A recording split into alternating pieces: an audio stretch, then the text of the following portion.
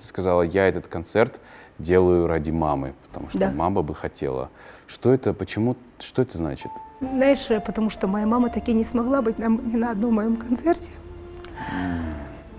Ну и я же говорю, я всегда их выгоняла почему-то. Ну там Жасханат, хорошо, хоть на Жасханате побыла.